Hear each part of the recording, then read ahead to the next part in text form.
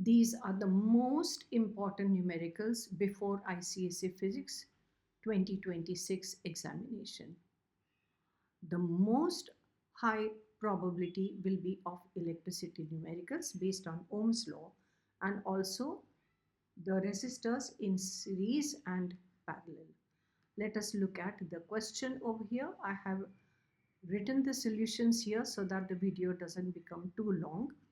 You can write this down, solve it, and then look at the solution and decide whether you'll be able to do this or no, or just let yourself go through the solution. First part says calculate the PD, that is potential difference between points A and B, when all three keys S1, S2 and S3 are open. Calculate the current drawn from the cell with internal resistance 2 ohm when all three keys are closed. Now understand that when the three keys over here, S1, S2, S3, if they are open, then the current is not drawn from the cell because this terminal and this terminal has nothing here, which means the cell is in open circuit. That means there is no current drawn, and the PD across will be the EMF, that is going to be 24 ohm. If all three keys are shut, then these are in series. So 2 and 10 are in series. So this becomes your RS1. It is 12 ohm. And this RS1 and 4 ohm, they are in parallel. So this becomes your RP1, that is 1 upon RS1 plus 1 upon 4. If we solve this, we will get RP1 as 3 ohm. Now RP1 over here, this is RP1 and 6. They are connected in parallel. Can you see that? Yes. So this is going to be your RP2, and RP2 is going to be given with 1 upon RP2 equal to 1 upon RP1 plus 1 upon 6. Substitute the values. RP2 is 2. That is the resistance in the circuit. Now the current in circuit is equal to, remember to write V is equal to IR. So I is equal to E upon R plus R, external resistance and internal resistance. So this is already your RP2. So EMF, if you look up, it is going to be 24 volt, and 2 plus 2, that is going to give us 24 upon 4, that is 6 ampere. So that was our first question. Let us look at the second question. The second question over here is, there are two bulbs, 40 and 60 watt each. They are both rated at 220 volt. They are connected in series across 220 volts. Which bulb glows brighter and justify? Two bulbs are there, bulb number 1, bulb number 2. We write the details, and both of them are in series. So remember that their resistance together is going to be more. R1 for the first bulb will be equal to V square upon P1. Why? Because P is equal to V square upon R. So R will be equal to V square upon P1, and 220 into 220 upon 40. That gives you this as the first resistance. This is the resistance of 40 watt. R2 will be V square upon P2. Will come out to be like this. It is going to be lesser. This is the resistance of 60 watt. Both have the same current. Why? Because they are in series.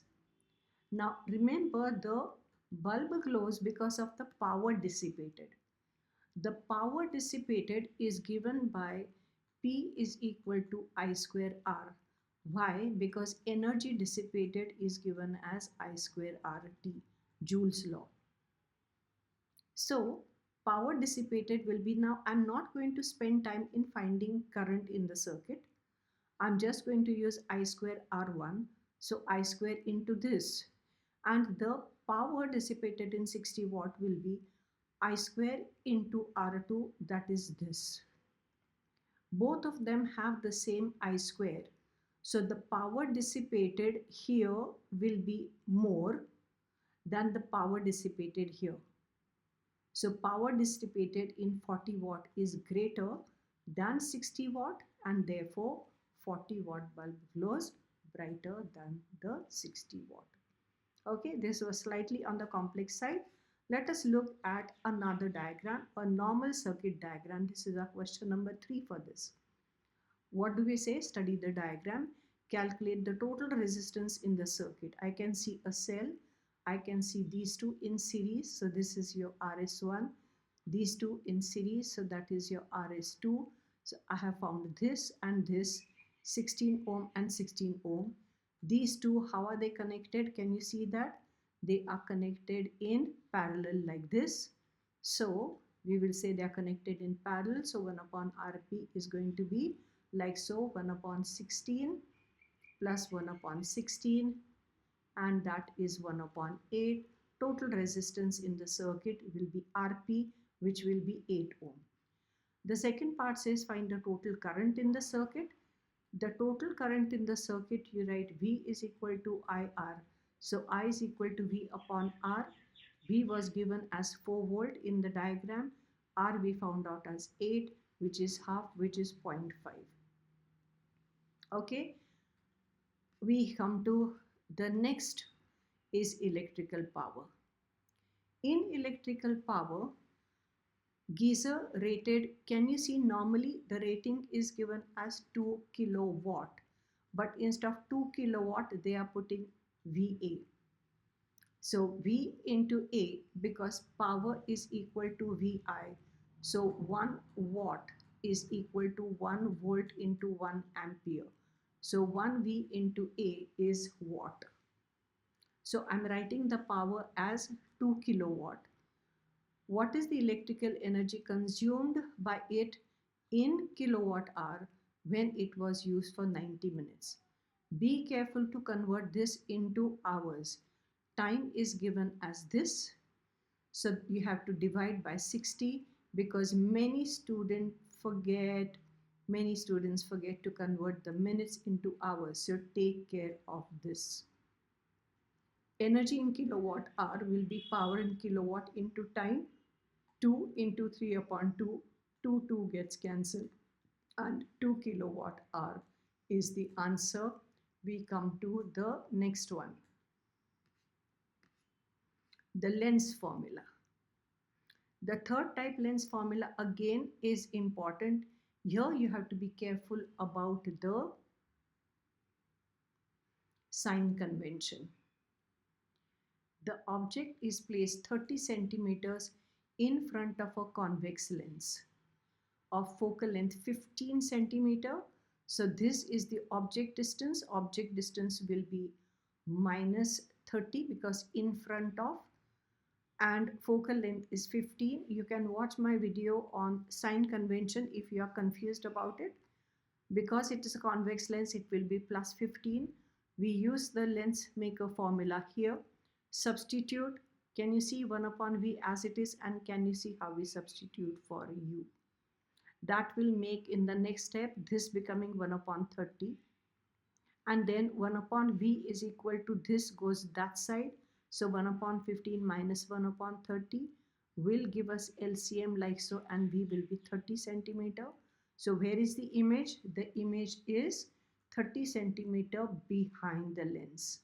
The common mistake is the wrong sign for object distance. So let us be careful about the signs. Okay, we come to the next one, which is refraction, the fourth type of question. These are all important questions. We come to the ray travels from air with mu equal to 1 into glass with refractive index 1.5. If the angle of incidence is 30 degrees, find the angle of refraction. Mu and sin I and sin R is because of the Snell's law. So we can write over here, this is because of Snell's law. And then we substitute mu as 1.5, sine I becomes 30 degrees upon sine R. So sine R becomes half upon 1.5. After substitution, you get this. Now you get sine of R as sine of 90 degrees, 29 minutes. Now remember, in physics, your answers have to be in decimal. So you can't write this way. Remember, 19 degrees and 30 minutes is 19.5. 30 minutes is half a degree. So it will be 19.5 degree, and that would be our answer. Let us look at the next one. In our next one, this was a little thinking type of question, which I just solved it today. The diagram shows the path of ray of light in a rectangular glass block. Refractive index is 1.5 and the liquid of refractive index 1.2. So this liquid has got the mu of 1.2 and this glass has got mu equal to 1.5. Compare angle 1 and 3. Angle 1 is the angle of incidence. Angle 3 is the angle of emergence. And remember, your I and E, they are equal. So angle 1 equal to angle 3. When they say compare, you have to write the ratio. Don't just write like this. Take care. List one factor on which 4 depends. What is this 4? It is the lateral displacement. Now there are 4 factors. I have used lateral displacement. It depends upon the thickness of the glass slab. So lateral displacement increases with increase in thickness. Calculate the ratio of sine of angle 1 to sine of angle 2. Sine of angle 1 and 2, this is angle of incidence, angle of refraction when the ray is going from liquid to glass. So it will be L mu G, giving us sine I upon sine R, which means it will be sine of one angle upon sine of angle 2. But sine L mu G will be equal to mu G upon mu L, because we know 1 mu 2 is equal to mu 2 upon mu 1. You have to remember all the formulas by heart. So we are going to write this equal to this. Understanding. This is here and this is here. When you substitute, we get 4 upon 5. So sine I is to sine R, which means sine of angle of 1 is to sine of angle of 2 will be 4 is to 5, and that is our answer 2. Quickly let us run through the next type, which is calorimetry. Now in calorimetry is going to be very common numerical. This is going to be how much heat is required to raise the temperature of 2 kg of water from here to here. That means delta T is going to be equal to 10 degrees C. So we write what is mass. We write T1, T2 and delta T this. Then SHC of water has been given. Q is equal to the heat required will be equal to MC delta T. Substitute and we get the answer. This was the simplest one. Maybe for MCQs they can ask you this. Let us look at where method of mixture is being used. The second question under calorimetry. The mass of 50 grams of a certain metal at 150 degrees C is immersed in 100 grams of water at 11 degrees C. The final temperature is 20 degrees C. Calculate the SHC of the metal. Assume that the specific heat capacity of the water is this.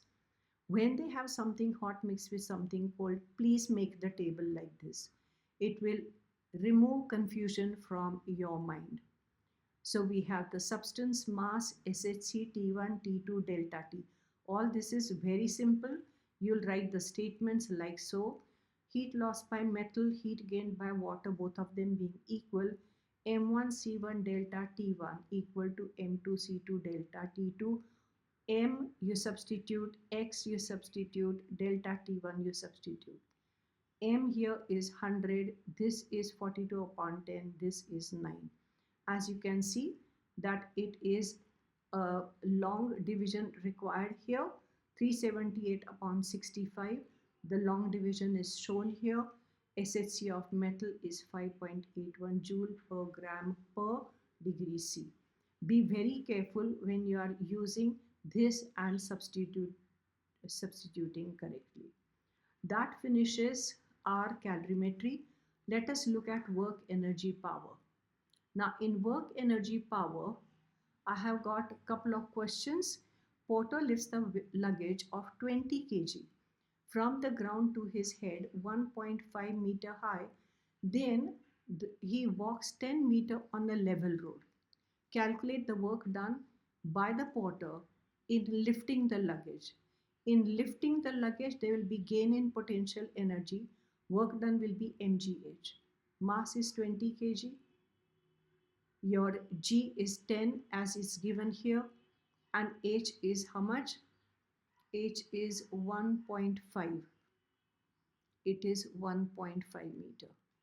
So we will substitute here and then we will get 300 joule as our answer. Let us look at the second part, that is B.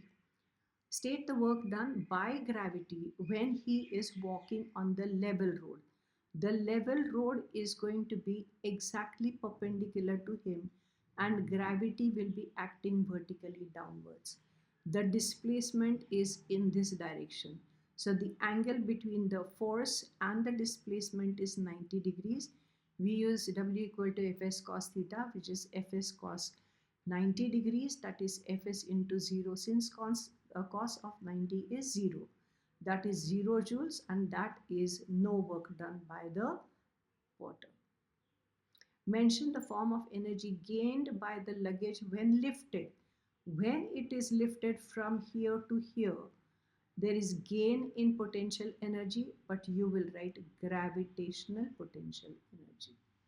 All right, so this is how we have analyzed the important numericals. We come to the last one, which is sound. Sound, you have the echo problems. Now in echo problems, man fires a gun, hears echo after 3 seconds. He moves 80 meters towards. So from here to here, this is 80 meters. Okay, so if the initial distance is d, then now the new distance is going to be d minus 80. Time he hears will be 2.5 seconds. So T1 is 3 seconds, T2 is 2.5 seconds because this distance is lesser. We use the formula V is equal to 2d1 upon T1, so 2d upon 3 seconds. And also, if we take the second case, this is case number 1. And case number 2 is when he's coming closer. 2d2 upon T2 will give you V, that is 2 into d minus 80 upon 2.5. Now this velocity, they are equal. So velocity equal to these two quantities being equal, 2 and 2 gets cancelled, cross multiply, get this, get this, get this, get this. But they are not asking you the initial distance. They are asking for the velocity. Velocity is how much? 2d upon 3. So 2 into 480 upon 3. Cancellation is shown here. 320 meter per second is the velocity of sound. The speed of sound, you put the answer in the box. Now, if you have solved all these confidently, you are 80% ready. You still have how many days? Tomorrow, day after day. So you have about 2.5 days before your exam comes. All the best for your exam. Do well.